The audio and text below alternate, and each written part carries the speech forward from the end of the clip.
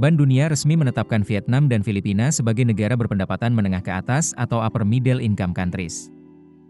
Dengan status baru ini, kedua negara kini sejajar dengan Malaysia, Thailand, dan Indonesia dalam kelompok negara berpendapatan menengah ke atas. Penetapan tersebut didasarkan pada pendapatan nasional bruto atau PNB per kapita tahun sebelumnya.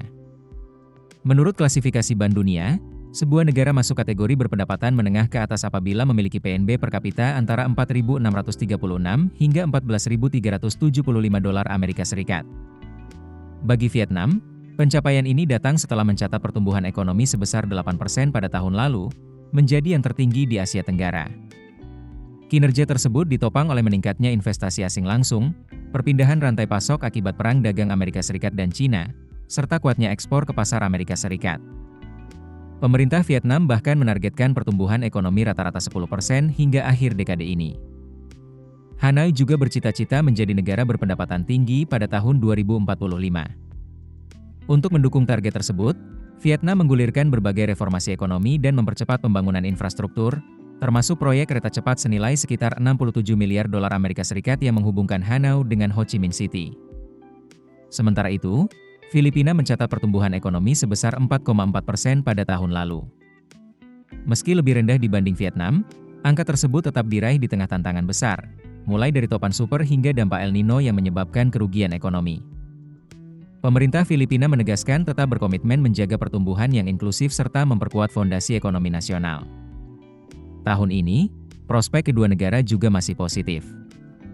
Kantor Riset Makroekonomi ASEAN Plus III memproyeksikan ekonomi Vietnam tumbuh 7,4%, sementara Filipina diperkirakan tumbuh 5,3%. Angka tersebut berada di atas proyeksi pertumbuhan ekonomi ASEAN secara keseluruhan yang diperkirakan mencapai 4,6%. Namun, status baru ini juga membawa tantangan yang tidak ringan. Para ekonom mengingatkan Vietnam dan Filipina kini memasuki fase yang dikenal sebagai jebakan pendapatan menengah atau middle income trap. Profesor dari Lee Kuan Yew School of Public Policy Singapura, Huong Min Fu, menjelaskan bahwa banyak negara mengalami perlambatan ekonomi setelah berhasil keluar dari kelompok negara miskin. Saat biaya tenaga kerja semakin mahal, negara tidak lagi memiliki keunggulan upah murah. Di sisi lain, apabila belum mampu menciptakan inovasi dan industri bernilai tambah tinggi, pertumbuhan ekonomi cenderung melambat. Selain itu, naiknya status ekonomi juga membuat akses terhadap pendanaan pembangunan dari lembaga internasional seperti Bank Dunia menjadi semakin terbatas. Artinya, negara harus semakin mandiri dalam membiayai pembangunan dan memperkuat kapasitas fiskalnya sendiri. Pengalaman negara lain di kawasan menunjukkan tantangan tersebut tidak mudah diatasi. Malaysia telah berstatus negara berpendapatan menengah ke atas selama hampir 4 dekade. Thailand selama 15 tahun. Sementara Indonesia telah berada di kelompok ini selama 6 tahun.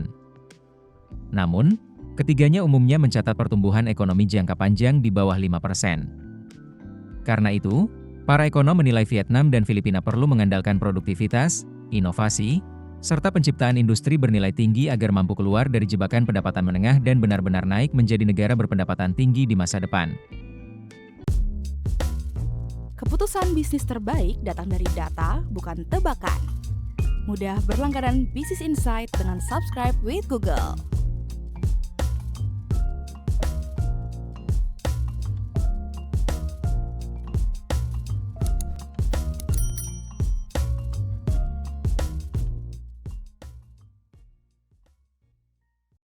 Download aplikasi Kontan sekarang di App Store atau Play Store.